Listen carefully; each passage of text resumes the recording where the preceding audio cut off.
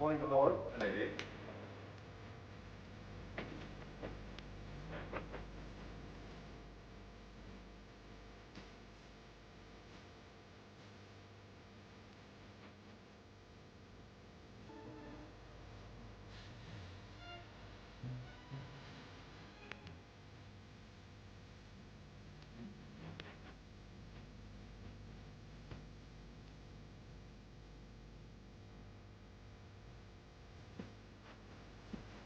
Good morning, sir. Madam. Ryder. Milady. What is this establishment? I do not quite understand, milady. What is its name? The Hotel Cosmopolitan. Precisely, an hotel. It is not, I am given to understand, a railway station in the provinces. No, milady. Nor a country blacksmith's. Certainly not, milady. Then why are my rooms full of smoke? Smoke, soot, stench. A workman has been sent for, milady. I do assure your ladyship that everything is being done. I should hope so. I expect when I return to find the air here fit to breathe. I will see to it myself. You have 1 hour.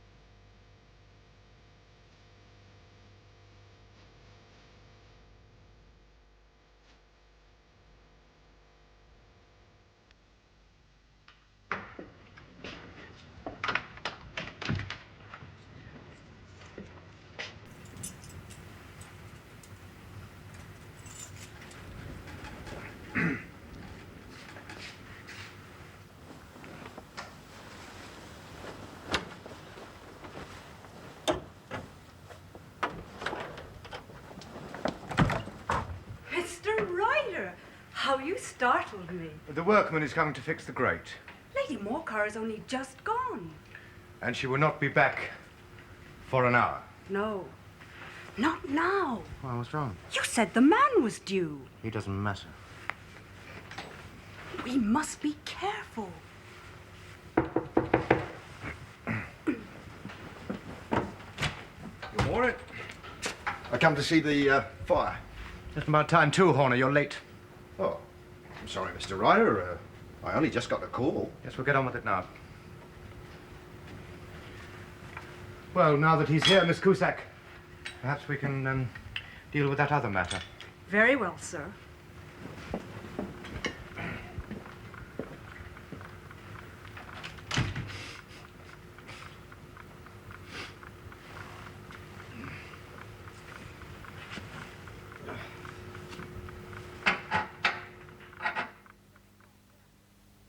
Cusack, do be careful. You have no delicacy of touch. Leave it. Leave it, Cusack! I beg your pardon, your ladyship. I don't like too much fussing. You should know that by now. It always shows if one's maid fusses too much. Will you be wearing the diamonds, milady? No. At the opera, everyone wears diamonds. Tonight, I shall wear the blue carbuncle.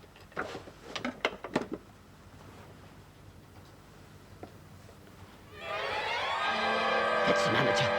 Summon the police. I've been robbed. Your references are very satisfactory, Mr. Holmes. Lord St. Simon was almost fulsome in his praise of your work. That was very kind of him. I have decided you are the correct person to undertake the recovery of my blue carbuncle. Lady Morcar, I have been trying to explain. I cannot accept your commission. Nonsense. My time over this Christmas period will be completely occupied. Nonsense, Mr. Holmes. You will disengage yourself. The recovery of the jewel is of the utmost importance. Inspector Lestrade is in control of your case. I have no confidence in the ability of the police. The inspector is perfectly capable of handling this matter. All he has done is to arrest some wretched workman. Then the case is virtually closed? It is not. The thief may be under lock and key, but the stone is still missing. It will be only a matter of time. I am led to believe you work efficiently and with success. Start immediately. Or you may name your own fee. I advise you to leave this affair in the hands of the police. I don't think you could have understood me, Mr. Holmes. I will pay a large sum, a very large sum, for the recovery of the gem.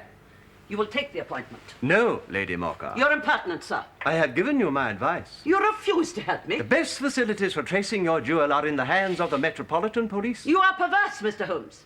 In spite of the fact that I have decided you are the correct person to undertake this quest, you deliberately flout me. Now, why, sir? Your case is that of a sneak thief, Lady Morcar. There is not a single aspect of it which was of any interest to me. Good day, Lady Morcar.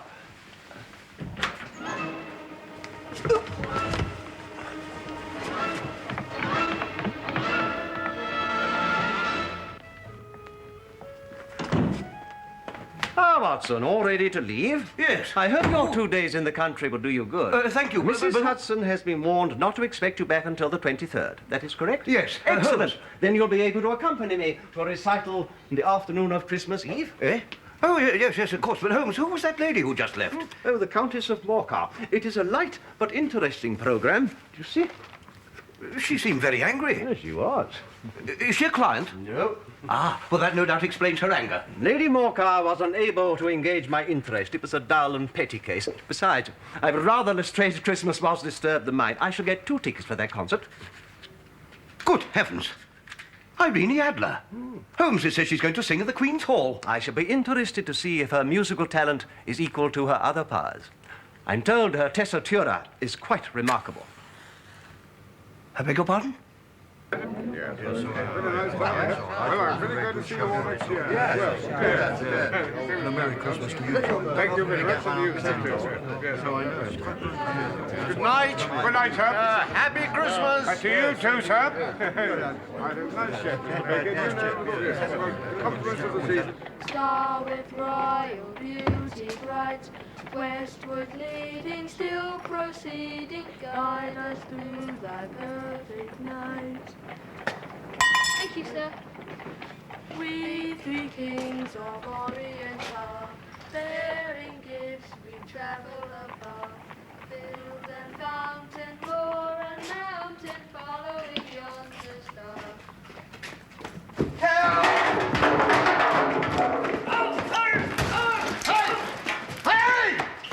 come back here!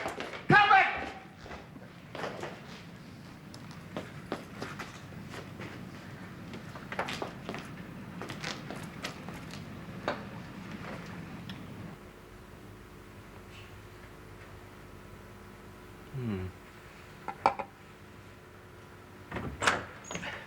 Holmes, there you are.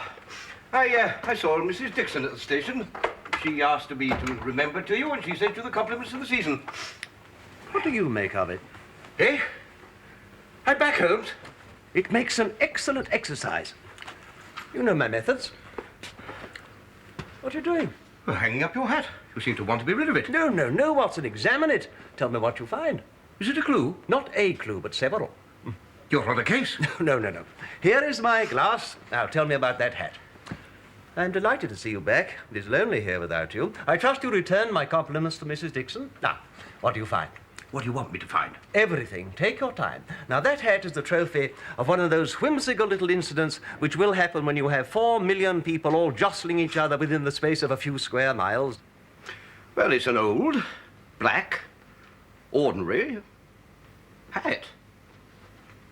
No maker's label. Rather the worse for wear. The lining is, or rather was, red silk, now much discolored. The initials, HB, are embossed inside. How am I doing? Very well. Go on. Well, it's very dusty. It's spotted in some places. It looks as though... Yes. Someone has tried to cover up the spots with black ink. The rim is pierced for a hat securer, now missing. Excellent, my dear Watson. Continue. That's all. All? Yes. Well, I mean, it's very large and rather disreputable. What else do you want me to say? Deductions, Watson, deductions. Oh. Well, it belonged to a man who has no respect for his clothes. Mm-hmm. And, yes, wait a minute. He has grey hair, has just had a haircut,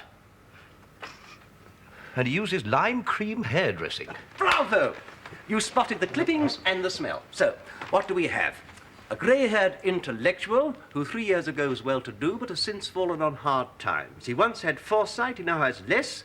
His wife has ceased to love him, and it is doubtful if he has gas laid on in his house. Oh, my dear Holmes, you're certainly joking. Well, not in the least. You have the evidence. Oh, come. Why intellectual? How can you possibly know about the man's financial standing? Firstly, it is a matter of cubic capacity. A man with so large a brain must have something in it. Oh, no. That's far from medically exact. There are some people with large heads who are congenital idiots. True.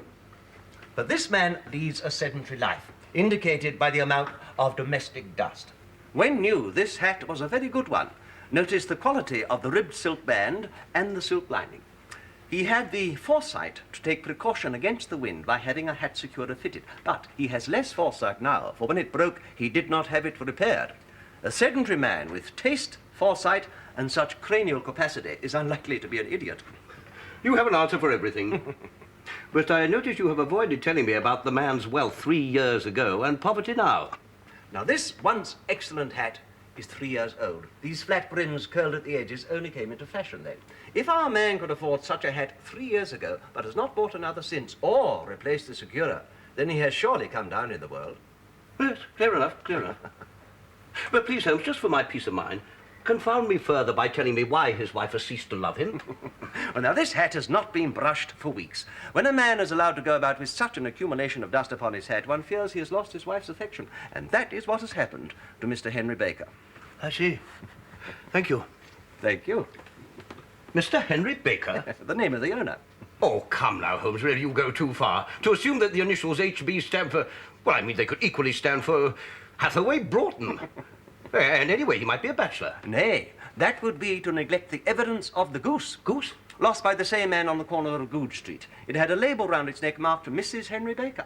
You saw all of this? Then you are involved in some crime. No crime, Watson. 2 nights ago, Peterson, the commissioner, saw a man set upon by a couple of roughs. In defending himself, the man broke a shop window. When Peterson rushed up, they all fled. Why? Why? I mean, surely this Mr. Henry Baker was the injured party. Ah, but Peterson was in uniform and Baker had broken a window. Seeing an official-looking person running towards him, he panicked and took to his heels, leaving behind his hat and his Christmas dinner. Where's this goose now? Well, Peterson has it. I felt it a just reward for his honesty. And you couldn't trace this Mr. and Mrs. Baker? Well, as there are some 100 or more Henry Bakers in this city of ours, it is not easy to restore lost property to any one of them. I wonder. What? Oh, nothing. You know, that wretched hat business has made me forget again. Oh, forget what? There's something I meant to give you before.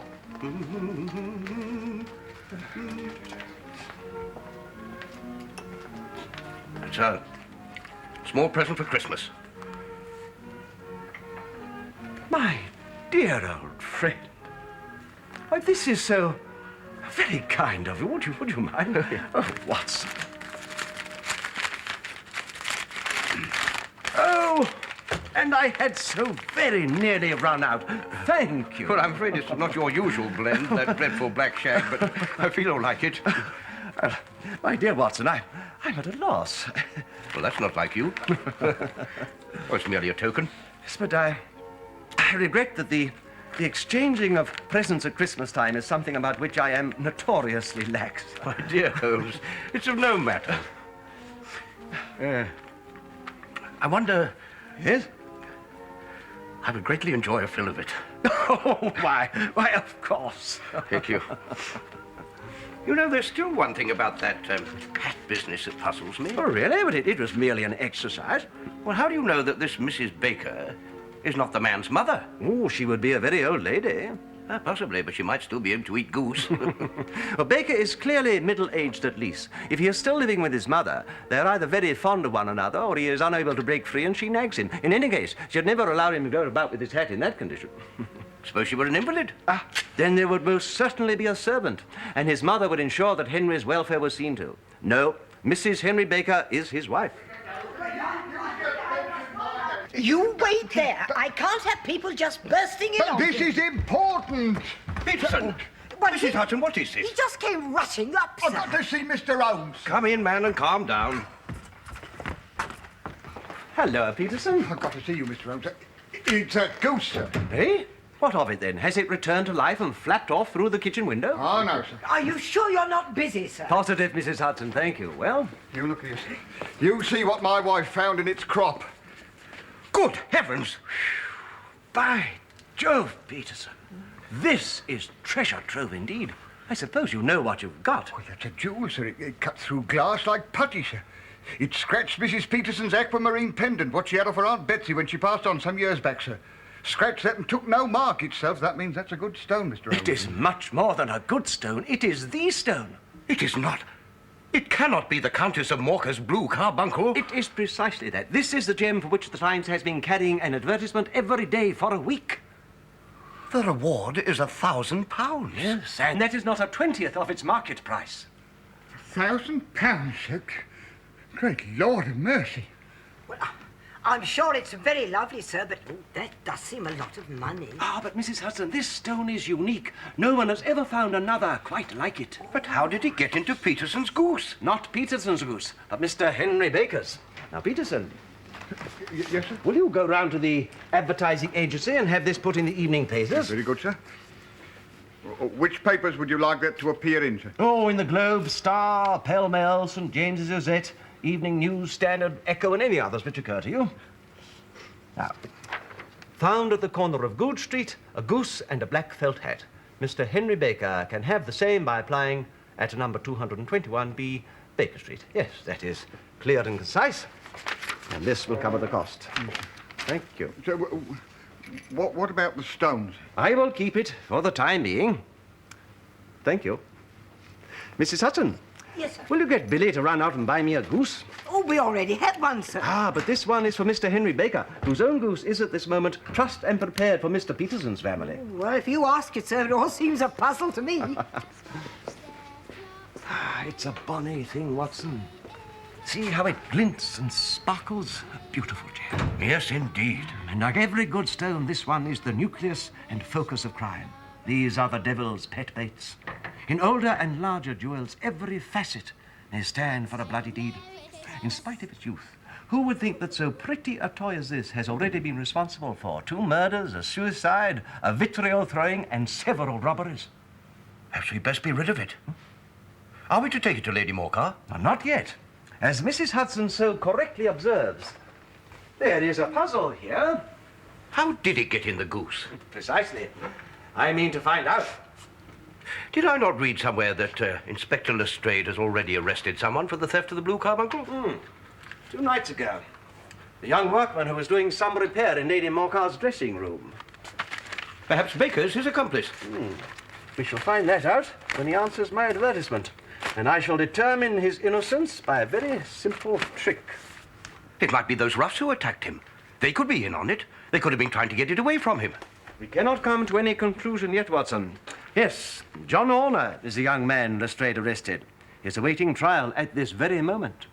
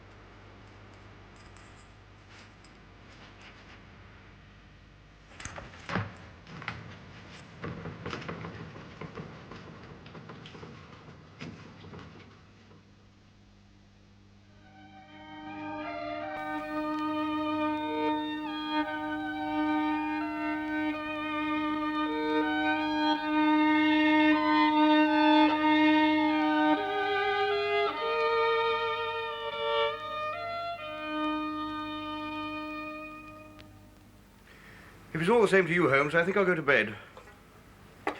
Clearly, Baker has not seen your advertisement. Then someone will tell him of it in the morning. Come in. Ah, a visitor, Mrs. Hudson. No, sir, a message for Dr. Watson. Oh, really? Yes, it's from the police, sir. Oh? Some man has tried to hang himself at the local police station. I must go round at once.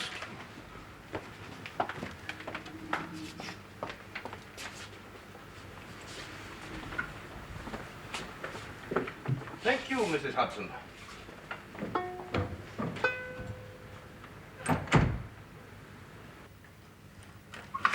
Guilty is as guilty does, sir. He's been in trouble before, and now this jewel robbery. Our master Horner hasn't got much to live for. Horner? The Countess of Morcar's case, sir. Seem to be dogged by it. Never did. As God's my judge, I never did. Take it carefully now, take it carefully. You're going to be all right. I must congratulate you, Sergeant, on your prompt rescue. He had no time to do himself any real harm. Please, sir. You gotta help me. Now then, enough of that. Like them all, Dr. Watson, he claims he's innocent. I am. It's a hard case. Sergeant. Will you leave me with my patient? It's irregular, sir. I don't know. He might do you a violence. I am a physician, not a judge. I see no violence in him, and precious little that is criminal. He won't harm me. Well, sir, I don't know. Thank as I you, really Sergeant. want to. Thank you. It was a foolish thing to try. If you're innocent, they'll find it out at the trial. I am. They won't. Because of the other business. What other business? I was in trouble before, sir. They caught me out in a lie. They'll never believe me now. It'll be a long stretch. Not if you are innocent. I was to be married in January. It's all off now. All because of this robbery they say I done. Calm down. I swear I didn't do it. I never even set eyes on a wretched thing. With the blue carbuncle? Yeah, something like that. You gotta help me. I'm innocent. I'll do what I can.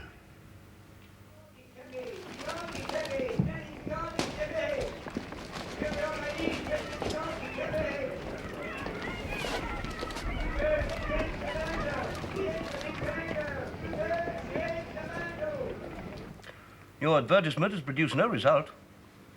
We must think of something else. We do have time on our side. Horner's case does not go before the assizes until mid-January. I am convinced that Horner is innocent. Upon what grounds, Watson? But a guilty man would surely tell a better story. And Horner has scarcely any story to tell. If you had seen him as I did, Holmes, a man who was prepared to die rather than go to prison, I'm sure that you would feel the same. My dear old friend, your conviction does more credit to your heart than to your head. Come in. Is it all right if I clear away, sir? Oh, yes, of course, Mrs. Hudson. I thought I should let you finish your lunch in peace, for I know Dr. Watson doesn't like to be interrupted. But there is a gentleman waiting to see you, sir. Who is it? He didn't give his name, sir. Oh, let him come up, please, Mrs. Hudson. Certainly, sir. Do you think this is Baker? Well, I'm expecting no other, and his reticence would fit with his other characteristics. Would you go in, please, sir? Come in. Mr. Holmes? How do you do, sir? My colleague, Dr. Watson. Delighted to make your acquaintance. How do you do? I am led by your advertisement in last evening's newspaper to believe that you have possession of some articles of mine. To be precise, a hat and a goose. Mr. Henry Baker, I presume? A Harold Baker. What? My late brother was Henry. I live with my sister-in-law, and the goose is for her. Pray, take a seat, Mr. Baker. May we offer you a drink? I observe that your circulation is more adapted to summer than winter. It is true, I do feel the cold. That is most kind of you, Doctor. Is this your hat, sir? Yes, Mr. Holmes, that is undoubtedly mine. We had hoped to see an advertisement from you giving your address. The shillings are not so plentiful with me now as they once were. I had no doubt that the roughs who assaulted me had carried off both my hat and the bird. I did not care to waste money in a hopeless attempt to recover them. I understand. About your bird, I'm afraid it has gone. Gone? Well, yes. It would have been no use to anyone had we kept it any longer. But I presume that this other goose, which is about the same weight and perfectly fresh, will answer your purpose. Oh, certainly, certainly. Of course, we still have the feathers, legs, crop, and so forth of your own bird, should you show... They might be useful to me as relics of my adventure, but beyond that, I cannot think what use the disjecta membra of my late acquaintance are going to be. No, sir. I think that with your permission, I will confine my attention to the excellent bird I perceive upon the sideboard. There is your hat, then, and there your bird. By the way, would you tell me where you got the other one? I am somewhat of a fowl fancier, and I have seldom seen a better grown goose. Why, certainly.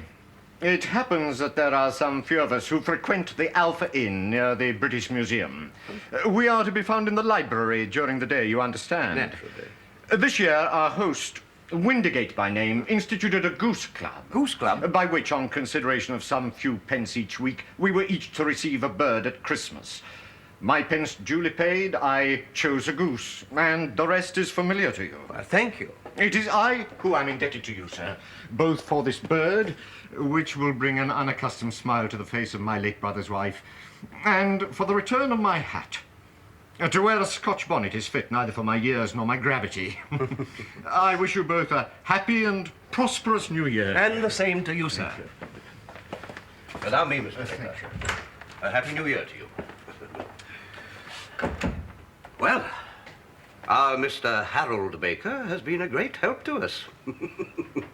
You are developing a certain vein of porky humour, Watson, against which I must learn to guard myself. But you do well to chide me. The sister-in-law was a relationship I should have thought of. It makes his neglect even more understandable. Ah, but you were right in most other respects. Though I did forget to ask him if he had gas laid on in the house. Oh, those tallow stains upon his hat, which you tried to cover with ink, must have come from a candle. What man uses a candle if gas is fitted? Ah, but supposing his sister-in-law, suffering with him the strictures of poverty, will not allow gas to be used in the house, as the candles are cheaper. Possibly, my dear Watson, very possibly. After the concert this afternoon, will you partake of some refreshment with me at the Alpha Inn in Bloomsbury? Delighted, Holmes. And perhaps we may have a few words about geese with mine host, Mr. Windigate. Windigate. We three kings of Orient are, staring gifts we travel apart. Thank you, sir. Mountain wall and mountain following yonder. Good evening. Good evening. Good evening, gentlemen. A seasonable cold night. Oh, it is indeed. 2 glasses of your ordinary, please, landlord. Watson.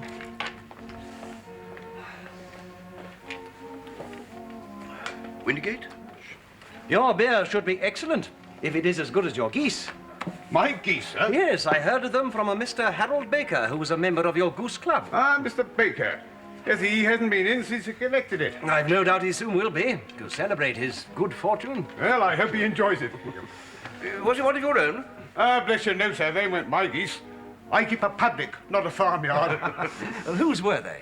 I got a couple of dozen from a poulter down Covent Garden. Oh, what's his name? His name? Oh, I do know some of them down there, and as Mr. Baker said, it was an excellent bird. An odd name it was, unusual. No, you've got me there, sir. I tell you what, I'll look it up in my book. Oh. I'm sorry, Holmes, I nearly spoiled him. Nonsense. The fellow's gone to find out. Well, it's like looking for a needle in a haystack. It may seem so, but don't forget that at one end of the chain we have an ordinary goose, but at the other end there is a man who will get 7 years penal servitude unless we can establish his innocence. I've got it, sir. Breckinridge was the name. Breckinridge? No, I'm afraid I don't know him. Well, here's good health to yourself, landlord, and prosperity to your house. Oh, thank you, sir. Come along, Watson. Good night, and a very happy Christmas to you. Good night, sir, and the same to you both. Good night. Good night. Our inquiries, Watson, may confirm Horner's guilt.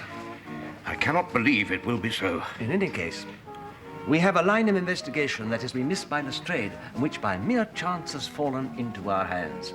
Let us follow it to the end. And now for Mr. Breckinridge. Faces to the south, then. And quick march.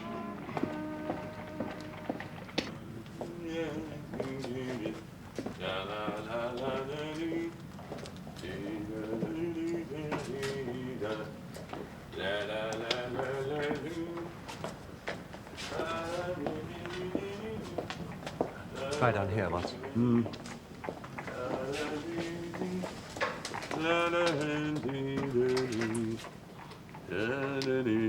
Good evening to you. It is a cold night. Yeah. Oh, sold out of geese, I see. You seem to be sold out of geese. If you bide, you can have 500 in the morning. In the morning's no good. Yeah, well, no doubt you can find some other stall there's some. Ah, but I was recommended to you. Was you? Yes. Who by? Windigate, landlord of the Alpha, Bloomsbury. Oh, yeah. Yeah, I did supply him with some. Oh, and fine birds they were, too. Yeah, no doubt. Where did you get them? Now, look, mister. Where are you driving at? Come on, let's have it straight. I am speaking straight enough, Mr. Breckinridge. I should like to know who supplied you with the geese that you sold to the Alpha. Yeah, well, I'll talk straight to you too, mister. I'm not telling you. Well, it's a matter of no great importance, but I don't know why you should get so warm over such a trifle. Warm? You'd be warm too if you was as pestered as me, mister. I mean, once you pay good money for a thing, you'd think there's when it's the end of the business, but oh no. It's where to them geese. Who'd you sell them geese to, and now where do you get them geese from? Man might think they was the only blasted geese in the world. Well, I know nothing about that. I have no connection with anyone else who may have been asking. However, if you won't help me, you won't. And there is an end of it. Yeah, well, then. Come along, Watson. The bet is off. This fellow won't help us. Hey, here. Bet? What bet? I know a thing or two about poultry, and I can always back my own opinion when it comes to the matter of fowls. And I have a fiver on it that the bird I ate was bred in the country. Ah! Well, you've been and got lost your fiver, Governor. Because all Windigate's birds was town-bred. Nothing of the kind. The one I ate was bred in the country. It was not. I don't believe you. Look, Mr. Clever Boots, do you know more about fowls than me, then? Me that's been handling them since I was a kid. I'm telling you that all the birds that went to the Alpha was town-bred. You will never persuade me to believe that because I know. Will you bet on it, then? Well, it's merely taking your money, but yes. Just to teach you not to be so obstinate, I'll wager a sovereign. Right then, Mr. Cockshaw. And you, sir. I thought as how I was out of geese, but it would seem we still got one here. Now then, you see this little book? Well? This here's an account of my suppliers. In the back there we got the country suppliers, and in the front here the town ones. Now then, do you mind reading out that item there? Mrs. Oakshott, 117 Brixton Road, Eggs and Poultry, page 43. That refers to this ledger. Here's all my buying and selling. Now then, 43. So if you've got no objection, do you mind reading out that item there? Yes, December the 18th, from Mrs. Oakshott, 24 geese at 7 and 6pence. And just below that, sir? Sold to Windigate, the Alpha Inn, 12 shillings. What have you to say now, sir?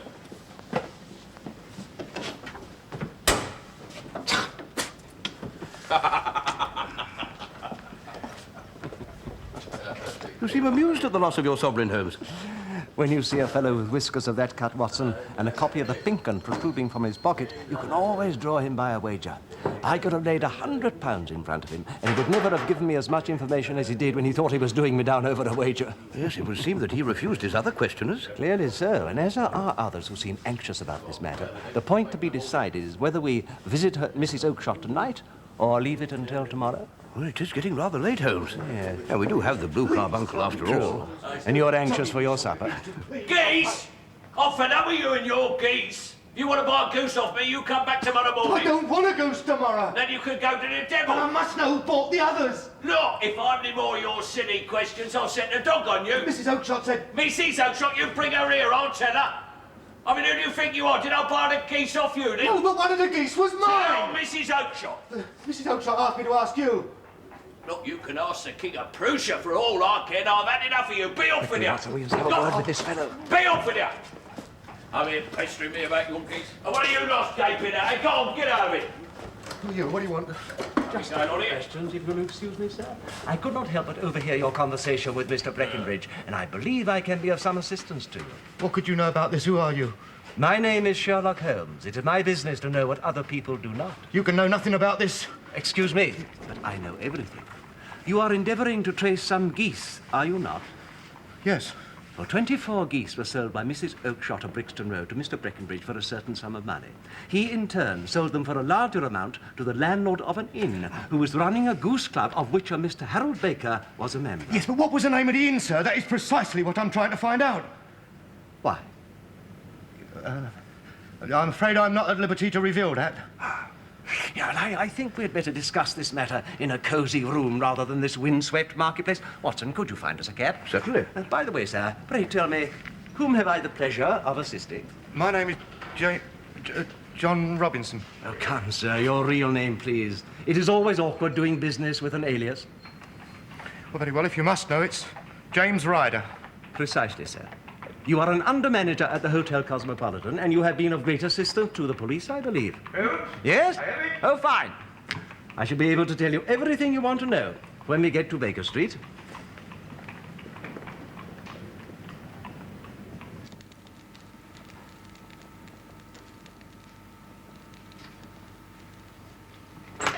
Here we are. You seem cold, Mr. Ryder. You are shivering. Pray, take that chair.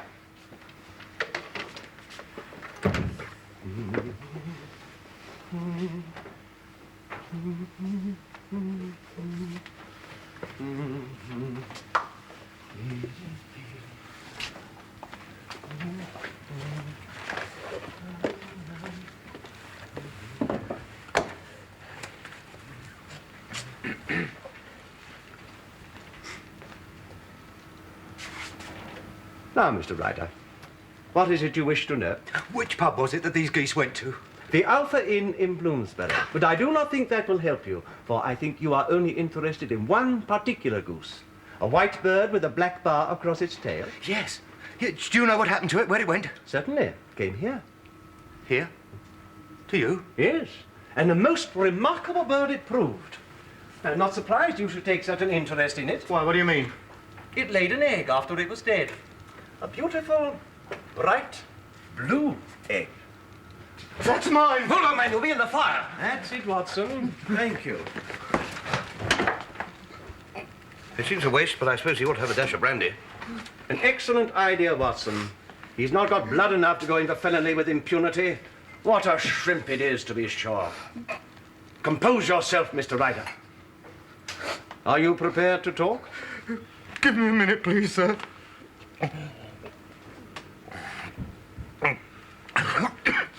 That's better. Now you begin to look a little more human. Since I have every link in my hands and all the proof I need, there is very little you have to tell me. Still, that little may as well be cleared up, just to make the case complete. In the first place, how did you know where the stone was kept? Oh, Catherine Cusack, her ladyship's maid, she told me. Well, she egged me on. We were going to... We had intended to... I see. The temptation of easily acquired wealth was too much for you. I've never stolen so much as a farthing before, Mr. Holmes. You've got to believe We're me. hardly talking of farthings. You have the makings of a pretty villain, Ryder. You knew that you could accuse Horner and that suspicion would rest easily upon him because he had been in trouble before. I suppose you arranged that he was to be the one to come and do the repair in Lady Morcar's dressing room. Yes, well, her ladyship had been complaining as usual and the regular man was away. So you and this woman, Cusack, seized your opportunity. After Horner had left, you rifled the jewel case, raised the alarm, and had the unfortunate man arrested. You'll never forgive myself, Mr. Holmes. For pity's sake, have mercy on me. I've never done nothing wrong before. You've got to believe me. Get up, man. Get up and sit over there. It's all very well for you to cringe and crawl now that you've found out, but what about Horner? You sent him to the dock for a crime he knew nothing about. Yeah, I'll write a confession. I'll leave the country. I'll do anything you want. Only please, please, don't hand me over to the police. What happens will depend upon you. Firstly, give us a true account of how the jewel got into the goose and the goose onto the open market. The truth, Ryder, for there is your only hope of safety. I'll try, sir. I'll try to tell it exactly as it happened. Well, after they arrested Horner... At your instigation? Yes, well, I realised I'd got to get rid of the stone quickly before the police took it into their heads to search me. Yes, that thought might have occurred to Lestrade's sense of the obvious. Go on, Ryder. I didn't dare leave it in the hotel, so I slipped out for an hour and I went straight to my sister's place in the Brixton Road. Ah, the celebrated Mrs. Oakshott. Yes, that's right, sir. She fattens fowl for the market. Well, all the way there, every man I saw seemed to be a policeman or a detective, and although it was bitterly cold, the sweat was pouring down my face. When I got to her place, I must have looked so odd because she asked me what was wrong. Well, I told her about the robbery in the hotel, and I said I was upset because it was on my floor. Then I went out the back by the goose pens to smoke a cigarette and think things out. Well, I've got this friend up in Kilburn who served time, and I knew he'd show me how to turn the stone into money, but the thing was, how was I going to get the stone to him in safety? I mean, supposing they searched me and they found the blue carbuncle in my pocket.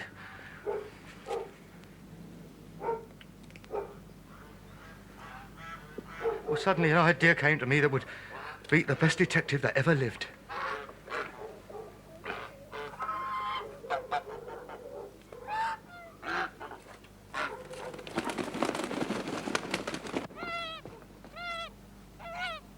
Jim! Jim! Where do you think you're at? Jim! Put that bird down, that's not yours. What are you doing with it? You promised me one for Christmas. I was just selecting one. But we've got yours set aside already. Jim's bird, we call it. It's that big white one over there. Well, look, if it's all the same to you, Maggie, I'd rather have the one I handled. But we've fattened yours up special. 26 birds there are. 2 dozen for the market, one for you and one for us. Yours and ours are a good 3 pounds heavier than the rest. That's very kind of you, Maggie, but I don't want you to think I'm ungrateful, but I'd rather have the other. But... Oh, all right then, but don't expect any favours in the future. Thank you, Maggie. Which is the one that's so taken your fancy? The one with the barred tail. Look, can I take it with me now? Do what you like, but you can catch it and kill it yourself, because I'm not going to.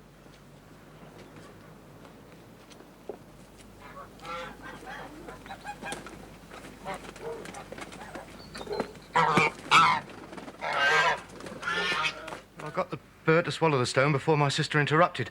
Now I caught it and I killed it and I took it to my friend's place. Well, we cut the bird open, we sliced that bird up into little bits, but there was no sign of the jewel. My heart turned to water. I rushed straight back to my sister's place, but when I got there, the pen was empty.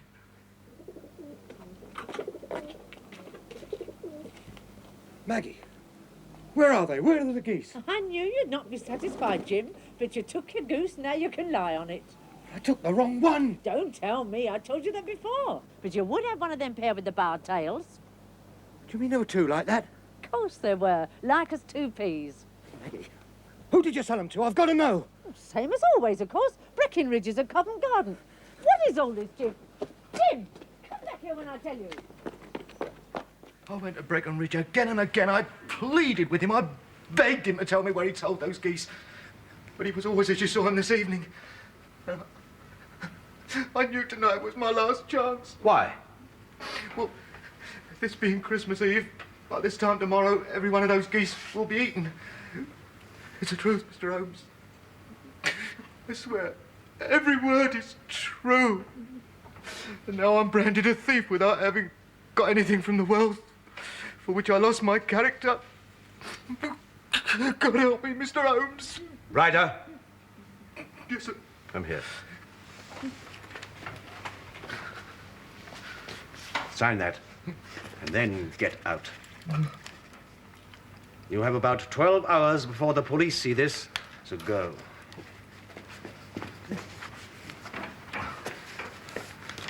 God bless you, Mr. Go!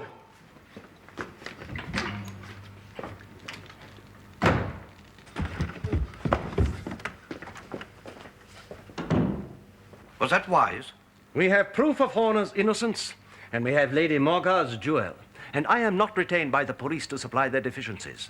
Lestrade had no right to arrest the most obvious suspect before making a search of everyone concerned. I suppose you have a point. Oh, I am compounding a felony, no doubt, but I am also saving a soul. Send Ryder to jail now, and he'll be a jailbird for life. But he has been so frightened this time, he should not go wrong again. Besides, my dear old friend, this is a season of forgiveness.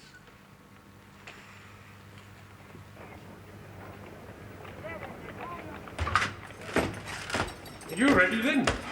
Well, come on.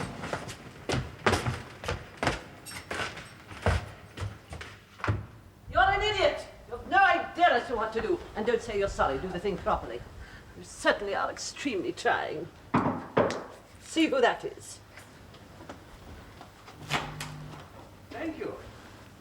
Good day, Lady Morcar. I do hope you will forgive this intrusion. Ah, Mr. Holmes, I'm glad you've chosen to call. I've been expecting you for several days. I have a second commission for you. A second? Another theft? Somebody has kidnapped my maid Cusack. She vanished in the night. Are you certain she has not left of her own free will? Nonsense. She was devoted to me. I always make it a rule to have absolutely faithful servants. I regret that the loss of your maid does not appeal to me as a case. Mr. Holmes, I am prepared to overlook your past ill manners. My niece recently spent a few days with Sir Henry Baskerville, and he was positively effusive in his praise of your work. Now, you will find both my jewel and my maid. Neither, Lady Morcar. Mr. Holmes! I believe this is yours. My blue carbuncle. Your maid has run off with the man who removed it from your room. Fortunately, he lost it. This gentleman found it and brought it to me. I have no doubt you wish to reward him. Come, Watson, our commission is at an end. Good day, Lady Morcar, and a happy Christmas to you all.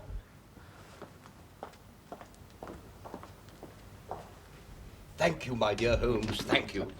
I wouldn't mind being knocked down 100 times by her just to see you do that again. My dear Watson, we must return to Baker Street and undertake another investigation, in which also a bird will be the chief feature.